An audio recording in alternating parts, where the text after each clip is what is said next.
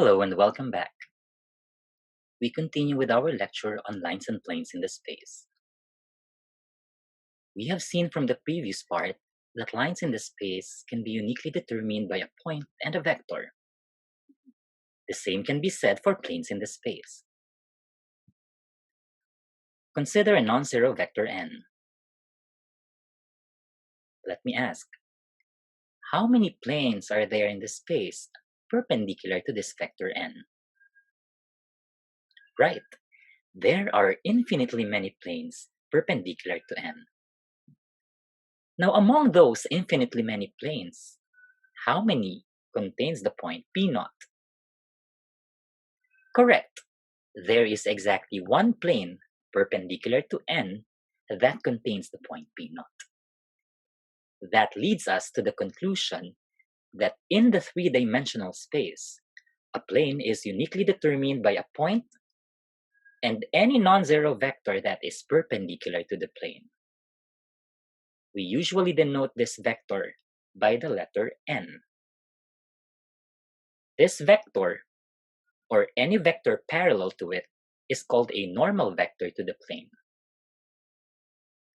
Our goal is to find an equation of the plane given the coordinates of the point P0 and the components of the normal vector n. So suppose now that pi is a plane in space containing the point P0 with coordinates x0, y0, z0, and is perpendicular to the vector n with components a, b, and c. Take an arbitrary point P on the plane pi. Set its coordinates to be x, y, z. Observe that I can connect the point P0 and the point P using a vector.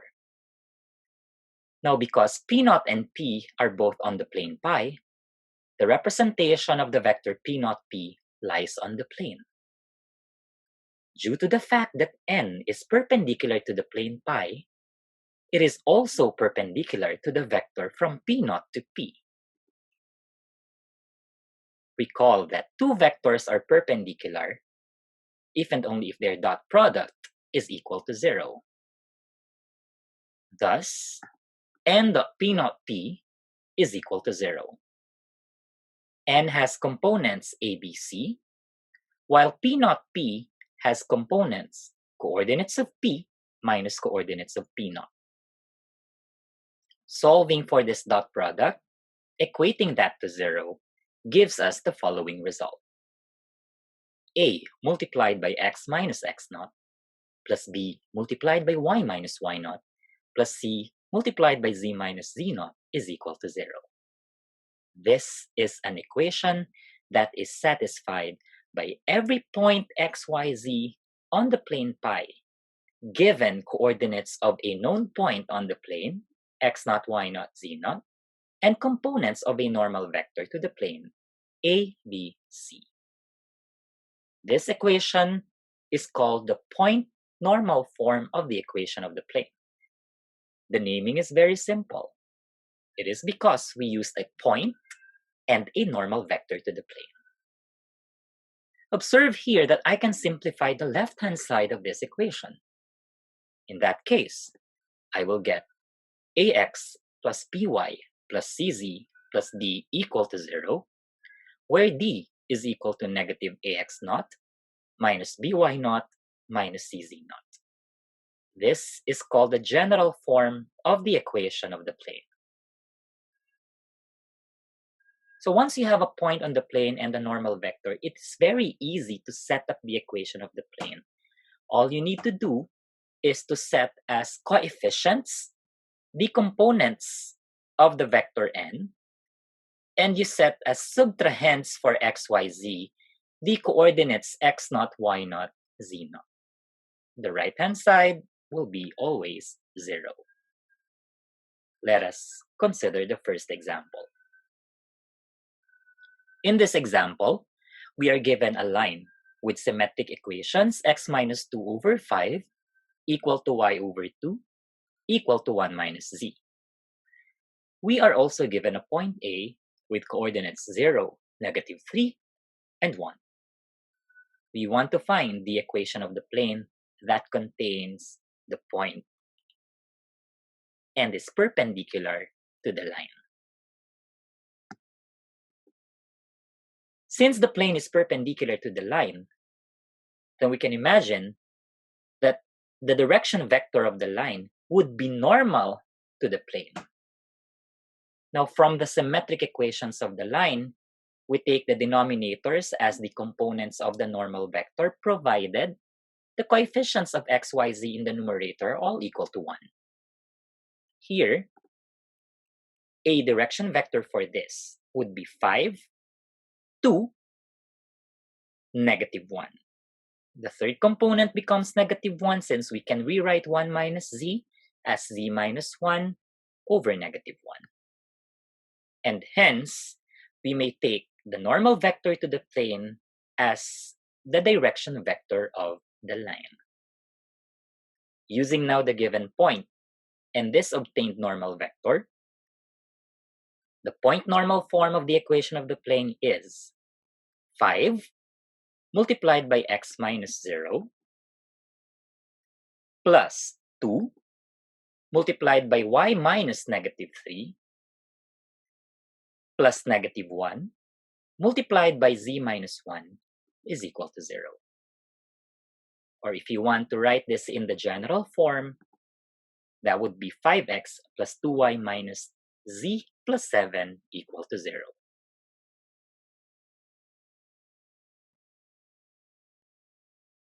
Now, aside from a point and a vector, a unique plane is also determined by any of the following.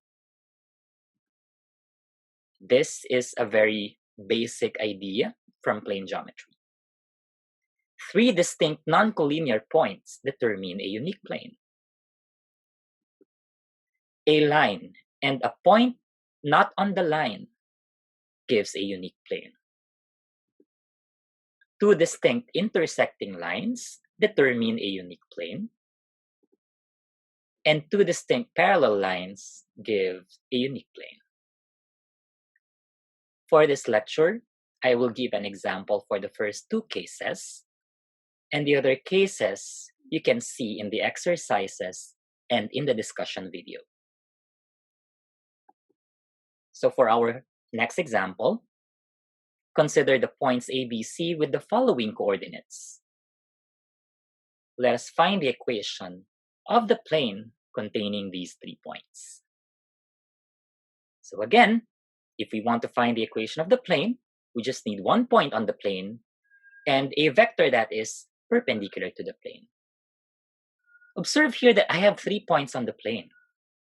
I can form 2 vectors from these 3 points by taking any 2 of those 3. In particular, I can form the vector from A to B and the vector from A to C. The vector from A to B will have components, coordinates of B minus coordinates of A. That would be 1, 3, 3. On the other hand, the vector from A to C will have components, coordinates of C minus coordinates of A, and that is the vector -1, 2, -2. Since these 3 points are on the plane, then these 2 formed vectors lie on the plane as well. Furthermore, these 2 vectors are not parallel, because we can see that when we compare the first components, 1 and -1, they will be scalar multiples of each other if the scalar multiplier is -1. However, when the first component 3 here is multiplied by -1, the result is not 2. And because they are not parallel, we can take their cross product. Their cross product is a vector that is perpendicular to both. And hence, that cross product will be perpendicular to the plane containing these vectors. And hence, we can use that as a normal vector to the desired plane.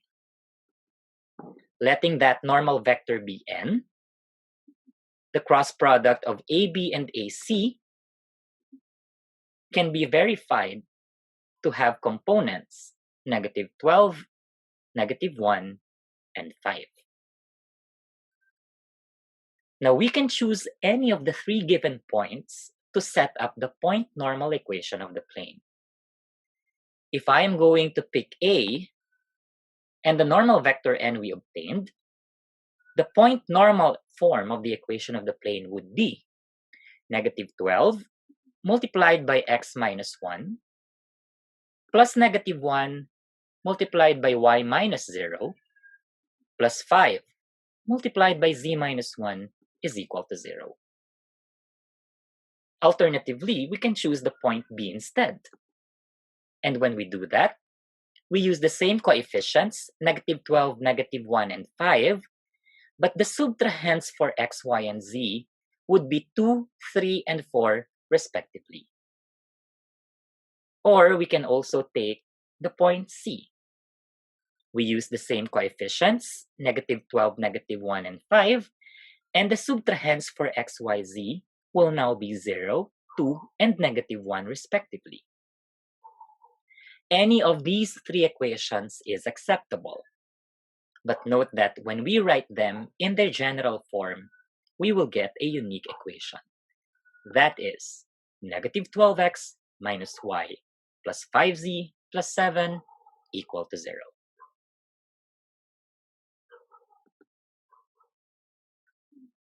Let us consider this next example. Let P be a point in the space with coordinates 1, 4, 3. Let L be the line with the following parametric equations. It can be verified that this point P is not contained on the line.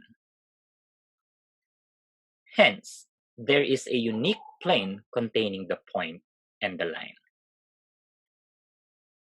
To find the equation of that plane, we just need to determine a normal vector to the plane.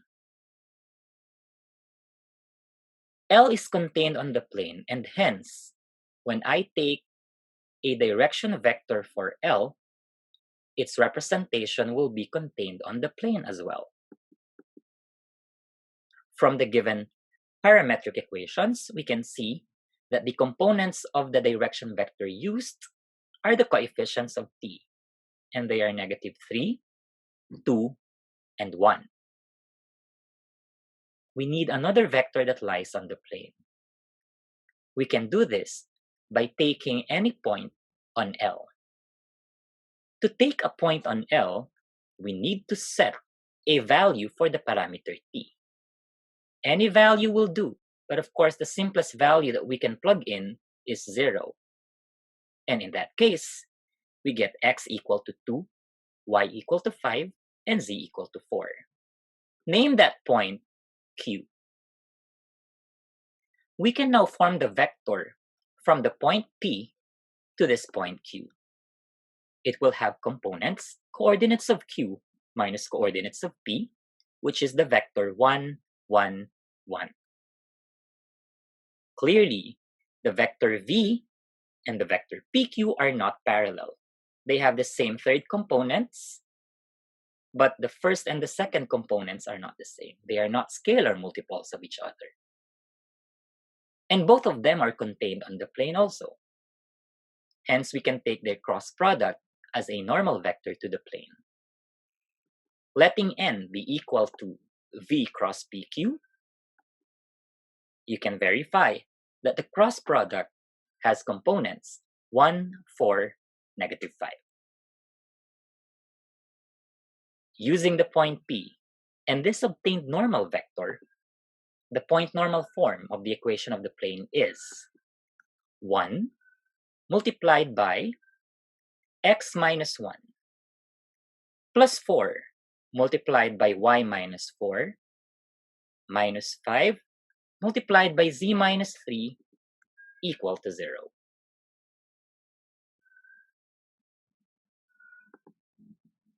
Some remarks regarding planes. If two planes do not intersect, then definitely they are parallel. Two planes are parallel if and only if their normal vectors are parallel. On the other hand, if two planes intersect and they are distinct, Their intersection is a line. We can consider the angle formed between the two intersecting planes. The angle formed between two intersecting planes is the angle formed by their normal vectors. Two distinct planes are perpendicular if and only if their normal vectors are perpendicular also. Let's look at this example. Consider the planes pi1 and pi2 with the given general equations. Show that they are perpendicular. So the relation between these two planes will be given by the relation between their normal vectors. And again, once you have an equation of the plane, the components of the normal vector are the coefficients of x, y, and z. So that here, if I take n1 and n2 to be normal vectors to pi1 and pi2 respectively, then n1 will have components 4, 3, -7, and n2 will have components 5, -2, and 2. Since I want to verify that they are perpendicular, I need to get their cross product, or dot product rather. n1 dot n2 is equal to the product of corresponding components, and then we take the sum. This is equal to 0. Since the dot product of n1 and n2 is equal to 0, that means n1 and n2 are perpendicular, which further implies that the planes pi1 and pi2 are perpendicular.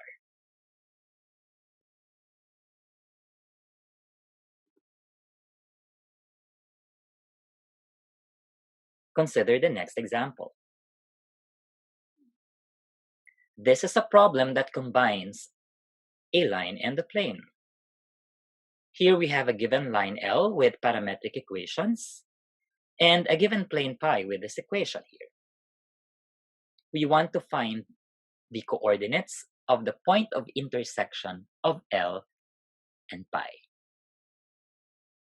Well, given a line in the plane in the space, three things can happen.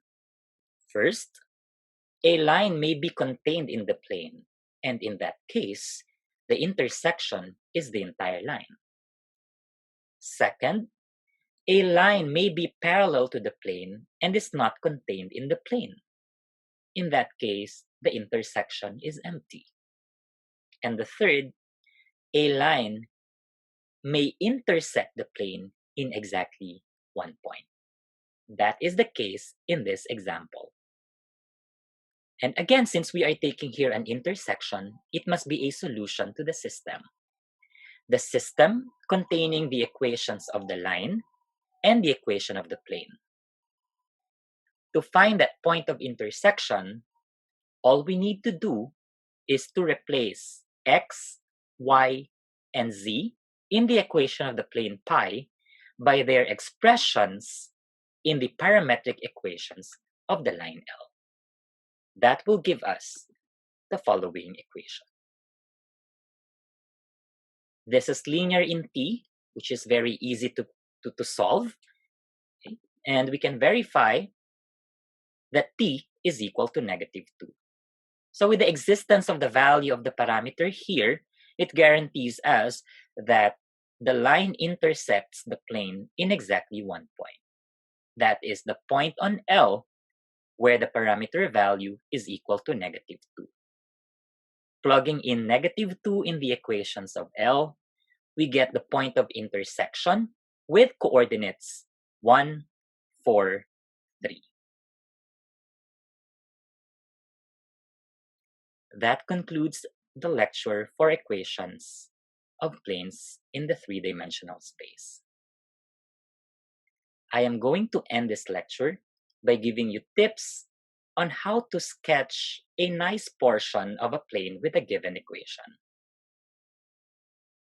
First, let us recall the following. In the previous chapter, we have seen that the coordinate planes have the following equations. The xy plane is represented by z equal to 0. the xz plane is represented by y equal to 0, and the yz plane is represented by x equal to 0. Also, we have seen that planes parallel to the coordinate planes are represented by equations where one coordinate is constant. In particular, a plane parallel to the xy plane is given by an equation z equal to some constant k.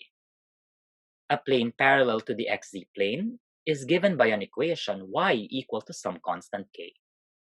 And a plane parallel to the yz plane is given by an equation where x is equal to some constant k. So now we are interested on planes which are not parallel to any of the three coordinate planes. Suppose we are given an equation of a plane in the general form ax plus by plus cz plus d equal to 0, and we want to sketch a portion of the plane. For the first case, if all these a, b, c, and d are non-zero, then we can use the x-intercept, y-intercept, and z-intercept of the plane to sketch a triangular portion of it. Note that the x-intercept is the value of x when both y and z are set to 0. The y-intercept is the value of y when both x and z are set to 0. And the z-intercept is the value of z when both x and y are set to 0. As an example, here we have a triangular portion of the plane with equation 3x plus 2y plus z equal to 6. From this given equation, we can see that all a, b, c, and d are non-zero.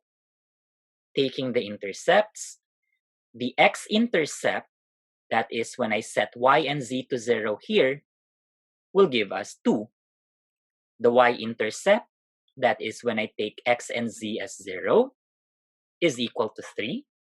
And the z-intercept, when I take x and y to be 0, is equal to 6. So using x equal to 2 on the x-axis, y equal to 3 on the y-axis, and z equal to 6 on the z-axis, we have this triangular portion of the plane 3x plus 2y plus z equal to 6. Another example is this.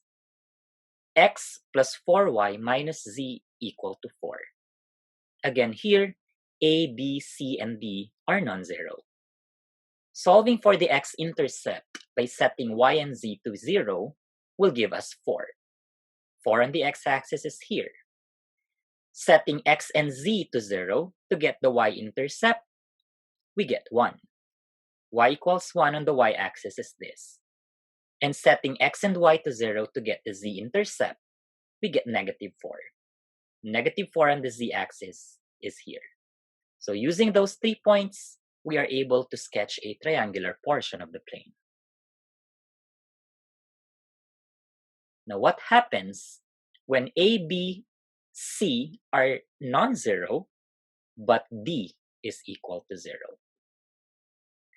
If D is equal to 0, we can see here that all intercepts will actually be 0. This means that the plane contains the origin. Since 3 points, 3 distinct non-collinear points determine a unique plane, aside from the origin, we need 2 more points on the plane. Preferably, these 2 points that we want should be on 2 different coordinate planes. As an example, this is a triangular portion of x plus y plus z equal to 0. A, B, and C are non-zero, but D is equal to 0. So it contains the origin, and we have to take a point on 2 different coordinate planes. Let me take a point on the xz plane. So a point on the xz plane will have y coordinate equal to 0. Setting y to 0, we can take any value for x and z for as long as they satisfy x plus z equal to 0. I am taking x to be 1 and z to be negative 1. So I have this point here on the xz plane.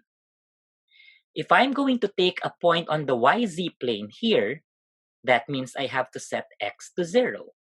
Setting x to 0, we just need a point that satisfies the equation y plus z equal to 0. Again, I can assign, let's say, y as 1 and z as negative 1.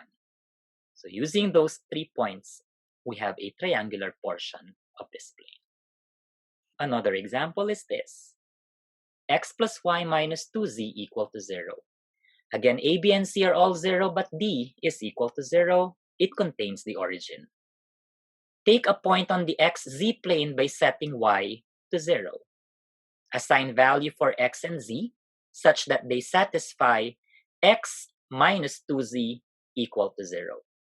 I'm setting my x to be 2 and z to be 1 so that I have this point on the xz plane.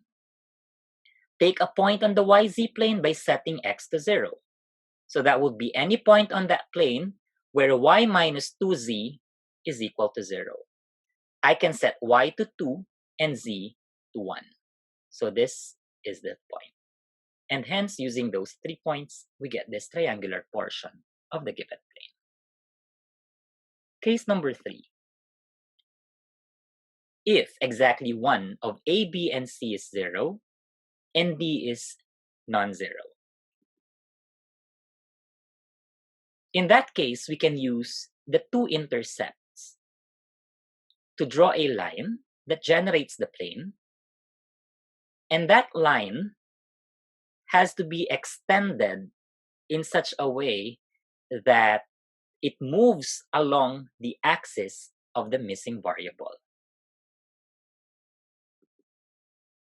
As an example, this is a portion of the plane 2x plus 3y equal to 6. So d here is non-zero. C is 0 since the variable z is missing. So that means this plane is parallel to the axis of the missing variable. We have here a plane parallel to the z-axis. You can solve for the x-intercept by setting y to 0, you get 3. And the y-intercept by setting x to 0, we get 2. Using these 2 points, we generate this line. And then all you need to do is to let this line move upward along the z-axis. And so you get this rectangular portion. Another example, this is the graph of y plus 4z equal to 2. The missing variable is x, which means that this plane is parallel to the x-axis. I can solve for the y-intercept by setting z to 0. We get y equal to 2. And the z-intercept by setting y to 0, we get z equal to 1/2. So with these 2 points, we generate this line, and we let this line move along the x-axis. We get this rectangular portion of the plane. And finally, the last case is when one of a, b, and c is 0, and d is exactly 0. In this case, the plane is hinged at the axis of the missing variable. All we need to do is to sketch the line with the same equation as the plane, and then we let it move along the axis of the missing variable. As an example, this is the graph of y minus 3x equal to 0. That is, I can construct an illustration for the line y minus 3x equal to 0 located on the xy plane. So it contains the origin and the point 1, 3. Using this line, we generate the plane by letting it move along the z-axis. So we have here a rectangular portion of the plane. And the last example, this is the graph of 2x minus 3z equal to 0. Again, we can take a portion of the line with the following equation on the xz plane. It contains the origin. We take a point on the xz plane, say when x is 3 and z is 2. This is the line 2x minus 3z equal to 0. Let this line move along the y-axis because y is missing in the equation. And so we have this rectangular portion of the plane. That concludes our lecture for planes in RQ. Here is another set of exercises for you to work on. And again, if you have questions, do not hesitate to ask. You may send them through the comment section of this video. Thank you.